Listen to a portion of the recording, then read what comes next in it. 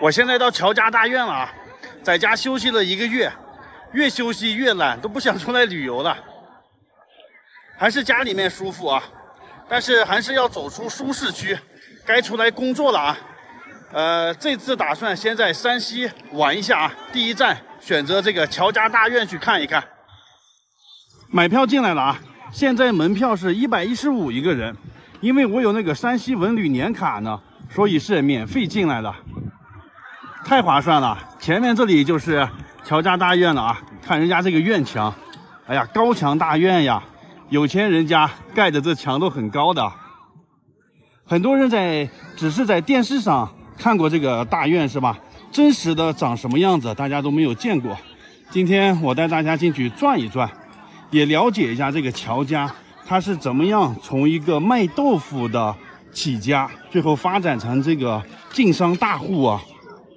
这是大门口有一个照壁，正中间是一个巨大的福字，大门就在这个福的后面呢。好，他们家这个院墙啊，有将近10米高呢，就像一个城堡一样。乔家大院4A 级景点啊，全国重点文物保护单位。这个在中堂就是乔致庸当时的宅院啊，进去看一下。这里有一句俗语叫做"皇家看故宫，民宅看这个乔家"。哎呀，这个门洞啊，进深3米，非常的气派。哇，看这里啊，是不是非常熟悉？有一种熟悉的感觉吧？那个拍的那个电影啊，就在这里取景的。在这条通道的两边啊，有6个院子呢，300多间房屋。每一个院子、每个房屋你都看一遍，都需要很久的。这个占地1万多平方米，非常的巨大。这里面就像一个迷宫似的。然后中间这条通道呀，还有一个防火的作用呢。万一这边或这边的院子着火，中间这里就可以把火隔开。这里面的院子也太多了，在这里迷路是很正常的事情啊。随便找个院子看吧。这个门槛非常高，要迈过这个门槛。这个院子看着熟悉吧？这上面全是灯笼，很多电影在这里拍摄过啊。最有名的就是那个张艺谋的《大红灯笼高高挂了》嘛。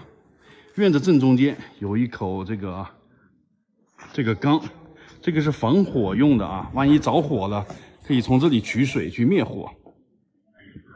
乔家大院有3宝啊，来这里旅游一定要看一看，每一件都价值连城啊。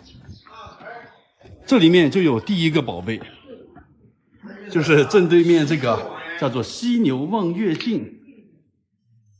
这个宝贝的上面是一面镜子，代表月亮，中间是祥云，下面是一只犀牛。它整个是由铁梨木雕刻而成的，跟铁的重量差不多，有将近1吨的重量呢。这个镜子有什么含义呢？据说这个犀牛它是天上的神仙，因为犯了错误了，被贬入凡间，但是它还是特别向往天庭。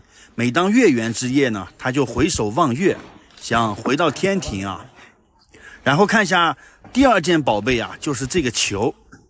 据说它是最早的监视系统啊，就是以前东家和掌柜在这个房间里商量事情的时候啊，就可以看到四周围的情况，就是防止别人偷听的。这个球反射出来的人物只会变小，但它不会变形。再去看一个院子啊，乔家的第3个宝贝就在这个院子里呢。看他这个门口的牌匾啊，就是他们家的经商之道，就是写的学吃亏，吃小亏不吃大亏，吃明亏不吃暗亏啊。所以古人有一句话叫做吃亏是福。好，这个房间里面去看一下那个第3个宝贝。哇，就是这个9龙宫灯，一共有2个啊，这边一个，这边一个，后面是慈禧太后。当时慈禧太后被八国联军追啊，然后他就跑到路过祁县这里嘛，然后乔致庸就接待他了，给他上了8碟8碗。祁县的8碟8碗啊，8碗是热菜，8碟是凉菜。你看招待慈禧的是什么凉菜呢？这是粉丝，这是香肠，这是肉、鸡蛋、面皮，还有黄瓜丝儿之类的。看看热菜有什么？扣肉，丸子，这应该也是红烧肉吧？这个是那个八宝粥，这也是一个肉，好像是过油肉。反正8个热菜，8个凉菜啊。然后还给慈禧捐了30万两白银，所以慈禧回去以后，就是赏赐给乔致庸这2个灯，9龙灯。这个灯上面有4条龙，下面有5条龙，一共是9条龙。而且这个龙啊，它是可以折叠的。全国啊就这2个灯，再没有别的和它一样的了。是慈禧特意赏赐给乔致庸的啊。而且这个灯是可以调节亮度的啊。我们看灯的最中央有那个小镜子，把镜子对准外面的蜡烛，它就会反射蜡烛的光，使整个房间更加明亮。反之，把镜子不要对准这个蜡烛，那么它就会暗一点。所以这是最早的带调节的灯光。未完待续，下个视频继续逛乔家大院。我现在到乔家大院了啊！接上个视频，咱们继续游览乔家大院。再到另一个院子去看一下，这个院子也是门槛非常的高，有权有势人家的门槛都非常高，代表着他们家不好进啊。看这里也是非常的眼熟啊，这个场景很多电影也在这里取过景，也是这种红灯笼。最前面啊就是乔致庸的书房、客厅还有卧室，这里也是游客最多的，只能在这个门口看一看，里面被拦住了，就在门口看一下里面吧。汇通天下呀，乔致庸是做票号的啊，就是最早的银行，他活了89岁。乔致庸住在正中间的这个正房，这2边呀是他的这个女儿住的，那个是小儿子住的，这个是另一个儿子住的，这个是他儿子的书房，这么的布局的啊。然后他们家吃饭呀是男的和女的分开吃的，女的餐厅在这边，男的餐厅在那边。而且他们家呀规定7岁以上的这个男孩就必须和长辈在同一个桌子上一起吃饭啊。看这里有2张桌子，就是要从小教育他们，让这些小孩耳濡目染啊。因为他们吃饭的时候会商谈一些工作上的事嘛，就是要从小耳濡目染，教育后代。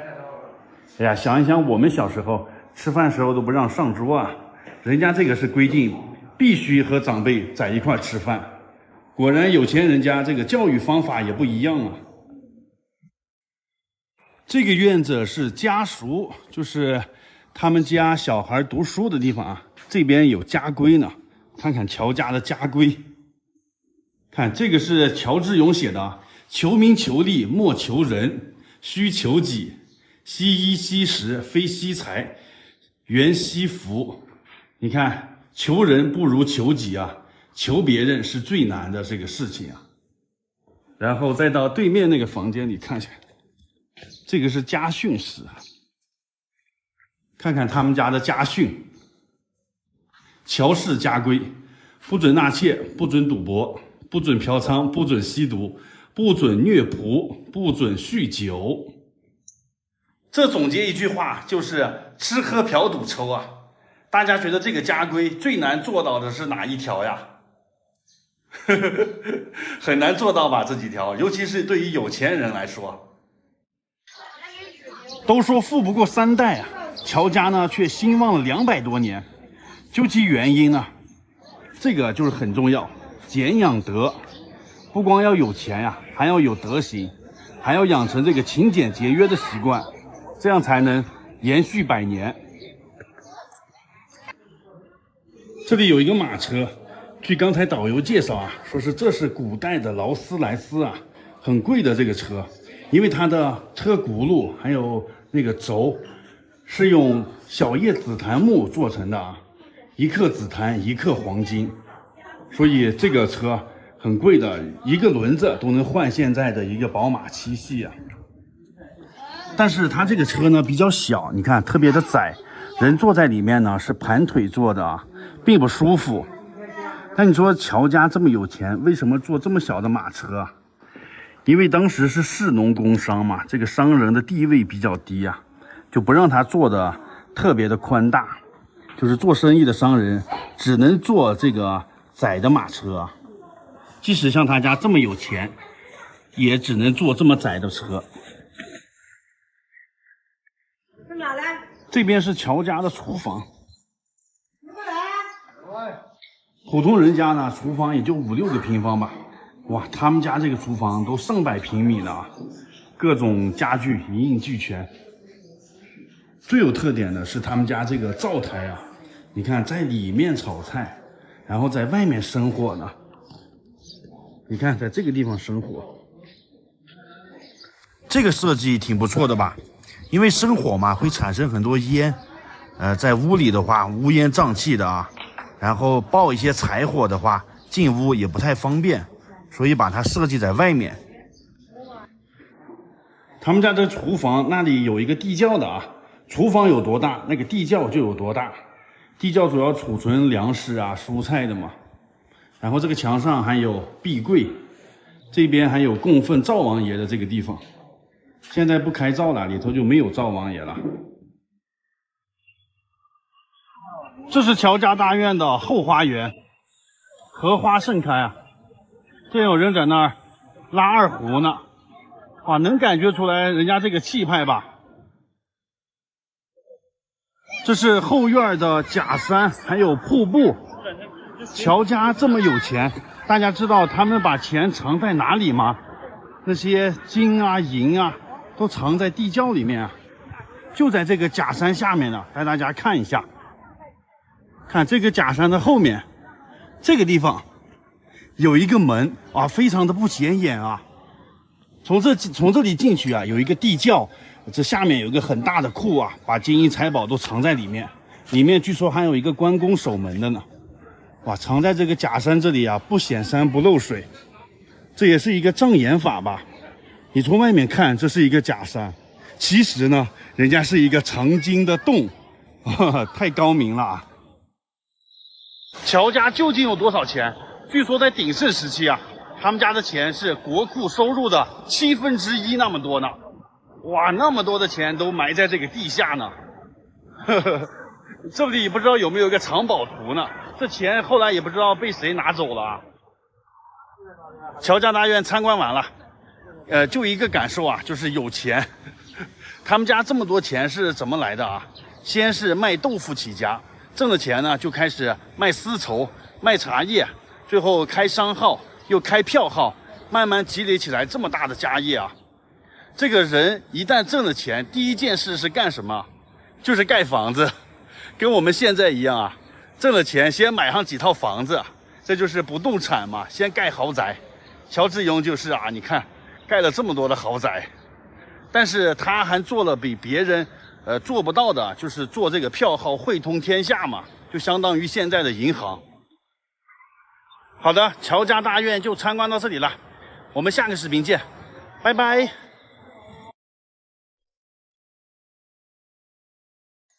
大家好，我现在在山西榆次，今天要到这个常家庄园去看一看。我们山西这个晋商大院非常多，一家比一家豪华气派啊。昨天去的那个著名的乔家大院，今天到这个常家大院去看看啊。这个地方比乔家大院还要大16倍呢啊！哇塞，现在我就走到这个门口了，你看这还有护城河呢，一个大院还修的护城河。然后这个地方门票是80块钱啊。你看看人家这个城楼修的，哎呀，多气派呀！这哪像是一个民宅呀，简直是一个宫殿啊！就是像这样的门楼，他们家有8个呢啊。然后这个城墙围起来都有3公里。如果说乔家大院是一个院的话，他们家就是一条街，这整条街都是他们家的。这个是他们家的宗祠，宗祠门口啊立了2根旗杆，一边一个。这个旗杆可不是随便立的啊，只有考取功名才可以立呢。考中举人可以立单根儿，只有考中进士啊才可以立2根旗杆。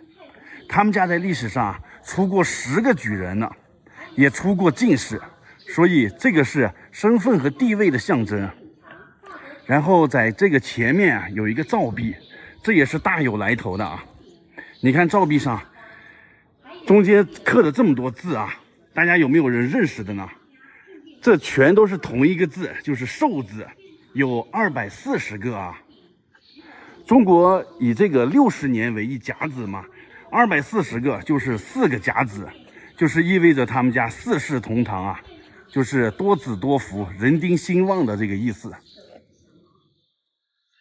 带大家去看一下常家藏银子的地方啊，他们家这么有钱，可得把银子藏好呢，不能让别人偷走啊。而且藏银子的地方呢是一个秘密，也不能让别人发现。你看，就在这个房间里呢，这里有地窖，这是地窖的入口。这个地窖这个两边啊，它有那个砖留下的那个凹坑，踩的那个坑就可以下到地窖里面去。这下面就是银窖。一共呢，房间里有2个入口啊。他们家到底有多少钱呢？鼎盛时期有那个晚清政府啊，1年收入的1/3那么多呢。哇，大家就可想而知啊，他们家多有钱。这个地方是展示常家怎么样挣到这么多的钱的啊。你看有这个骆驼的驼队，他们之前呢是做那个布匹生意的，在张家口那一带，然后呢又开始做茶叶生意，往蒙古呀、俄罗斯那边去做国际贸易的啊。他们每次出去呢都有1万匹骆驼呢，每次一走啊就是好几年的时间，就这样慢慢的积累了万贯家财啊。但是古时候是用银子的嘛，他们挣了银子呀，有一个难题又出现了，就是这些银子怎么样运回山西来呢？这个路上有很多的劫匪马匪啊。然后他们想到一个很巧妙的办法，就是把挣到的银子都融化成这种大的冬瓜，再给冬瓜的外面抹上一层桐油，这样即使劫匪把它抢走了呢，也不好运输，因为这么大的冬瓜需要专门的工具去运输才可以的啊。所以这个大冬瓜呢，也叫做没奈何，就是你劫匪即使抢走了，你也无可奈何，你运不走。哎呀，我觉得这山西商人太聪明了啊，居然能想到这种办法，而且在冬瓜上面都打着他们每个票号的这个标记呢，到时候报了官府啊什么的也好找。这个院子就是常家小孩读书的地方啊，就是学堂。别人家的小孩呢都是要去那个学校里上学的，他们家呢直接把学校搬到家里面来了啊，然后请最好的老师来这里教书。常家为什么能够经历100年经久不衰呢？主要原因就是因为他们家注重这个小孩的教育啊。像这样的学堂，他们家一共有17个呢，所以他们家能出那么多的举人和进士，跟重视教育是有关系的啊。这面墙上是他们家的家训，每一个犯错的小孩呢，都会被带到这里来面壁思过，对着墙上的字一遍一遍的读啊。我们看写的什么：凡语必忠信，凡行必笃敬，饮食必圣洁，字书必楷正。正是因为有这么严格的家训啊，才能让他们家呢延续100年，经久不衰啊。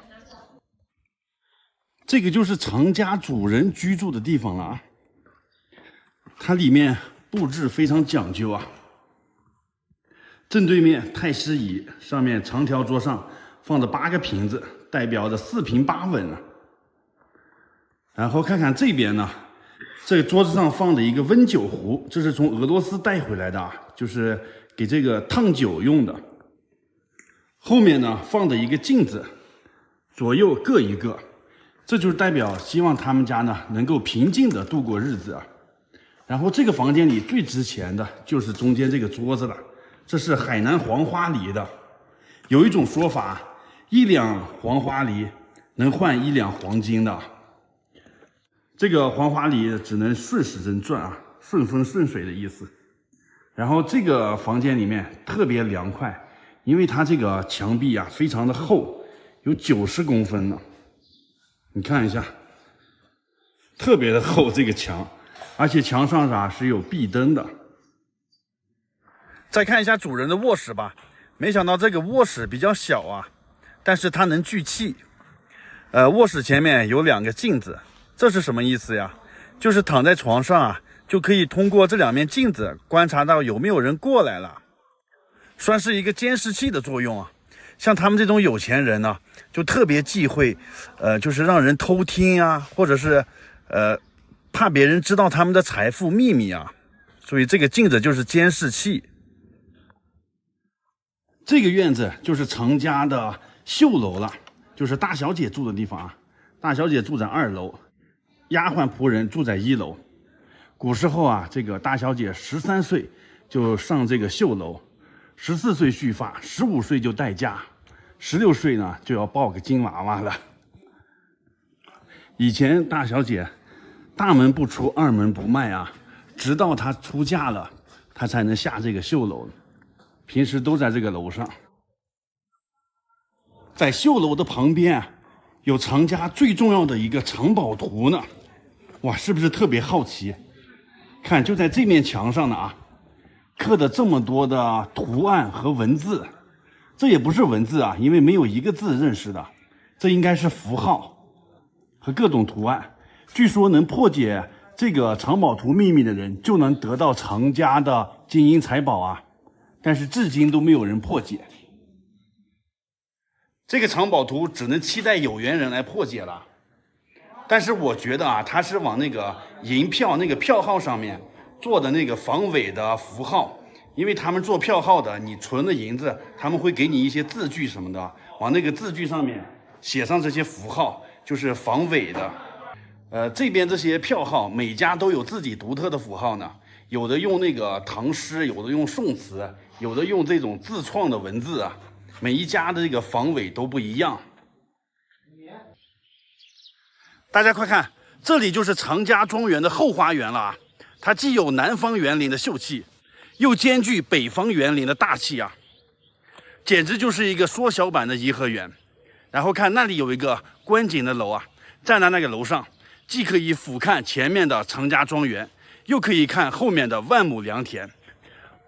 在山西能够拥有这么大一片私家园林，那简直是太罕见了。而且这个园林也是它一个特色啊。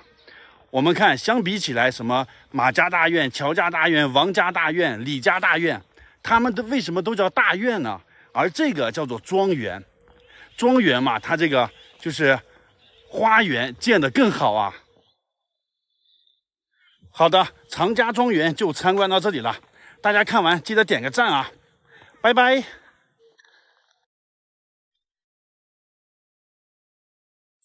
我现在山西太原，今天到这个泰山去爬一下泰山啊，不是东岳泰山啊，是我们太原的泰山。售票处这里，这个景区门票50块钱，但是因为我有这个太原旅游一卡通呢，所以是免费啊。这个卡去年办的，还有2个月过期，过期之前把这些景点赶紧都转一遍啊。所以这一次旅游，我要先在我们山西省内都转一遍，然后再去周边的省份转一转啊。从这里检票进去，开始爬山。今天太原30度最高，也不是很晒啊，而且小风吹得特别舒服。从这里开始爬山，全是这种台阶，这两边的树木这么茂盛啊，一点都不晒。而且这个路的旁边就是小溪水呀。哎呀，我感受一下，这个水好凉啊！炎炎夏日，摸一摸这个清凉的水。这里还有喊泉呢，喊得越大声，喷得越高。确实好高啊！半山腰有一个龙泉寺，还能往上走呢啊！这里种的是核桃树。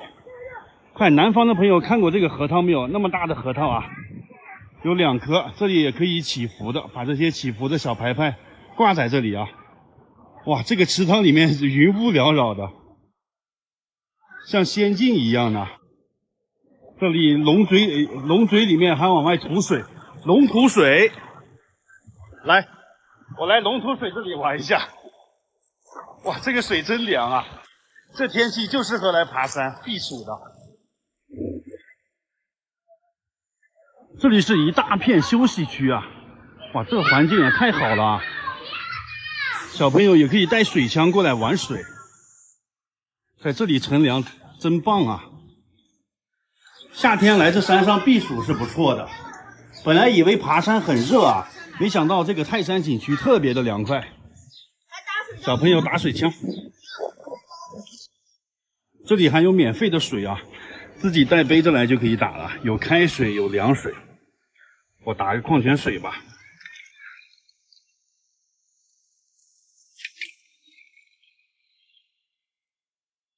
龙泉寺里面真的有龙泉呀，从这龙头里面流出来的泉水，这里写的龙泉2个字啊，而且后面呢还建了个祠堂祭祀它呢。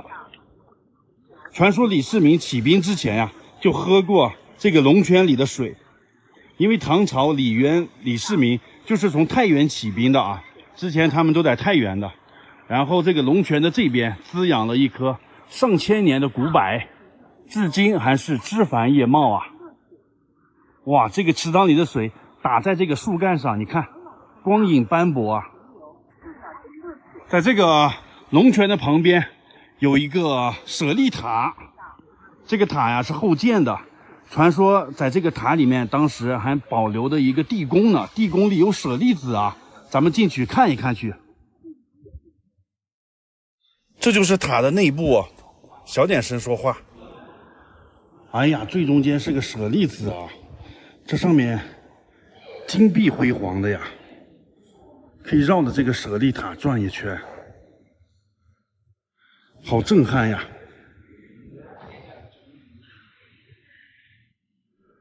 这里面还有一个卧佛呢，哎呀，这也是金光灿灿的呀，这应该是用铜打造的吧？看完地宫的舍利子，现在到对面的这个山顶，在那个地方就可以俯瞰太原的景色了。居高临下啊，还可以看到晋阳湖。看今天这个太原的天气也是非常给力啊，云淡风轻的。爬山的沿途有好几个观景平台呢，哇，这平台上的视野也真好呢。看看刚才那个舍利塔。就在这个山窝中间呢，像一个手把它包住一样。哇，我们这个山上绿化真好啊，看这个树木郁郁葱葱的。最好的是今天的天气，哎呀，太原很难得这么好的天气吧。这四周围的环境真好，怪不得这山里面这么多泉水呢。继续上山，这个地方是一个网红拍照点啊，就这个取景框。看这个取景框啊，红墙灰瓦，再加上蓝天白云，哎呀，从这个框看出去就像一个相框一样，是吧？正好我坐在这个地方拍张照。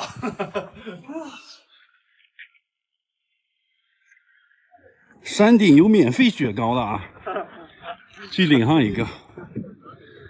哎呀，我看看有些什么雪糕。哦，哎呀，快领没了，赶紧拿一个。老冰棍，老冰棍啊，真好了，免费雪糕，免费的就是好吃。这个地方盖的真气派啊，这一看就是后盖的，长金楼，一斤斤在那上面呢。然后现在要爬到那个最高点去看风景。走在这里有没有穿越回唐朝的感觉呀？感觉像是唐朝的建筑啊，大家有没有觉得？大家快看这边，哇塞，这里就是俯瞰太原的绝佳位置啊！这视野才叫个好呢啊，一览无余。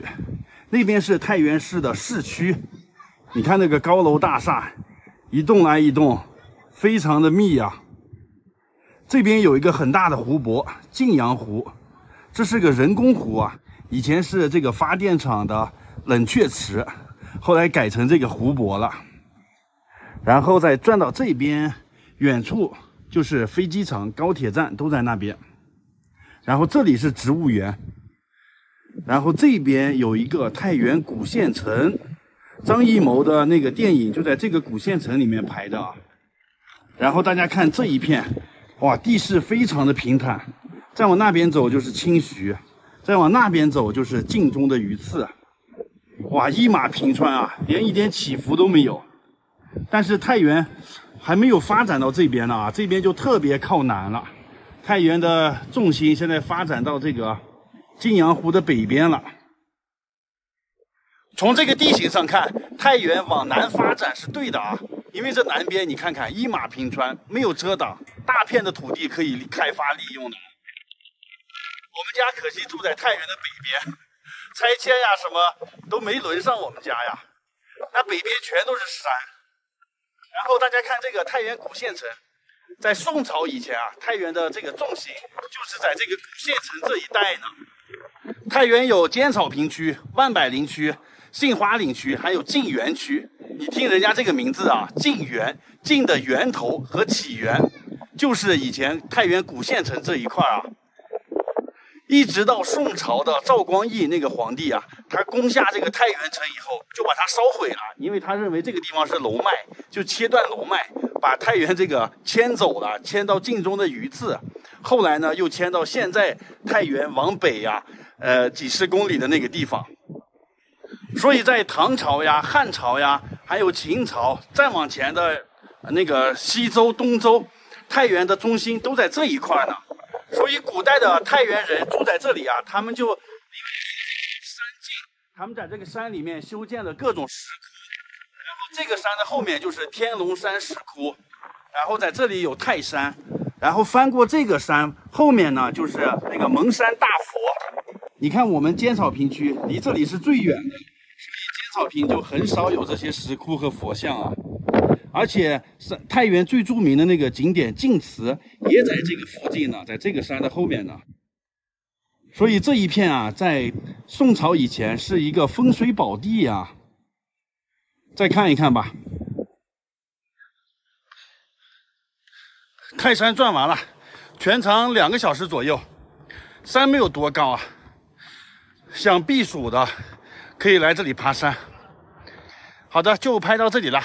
下个视频见，拜拜。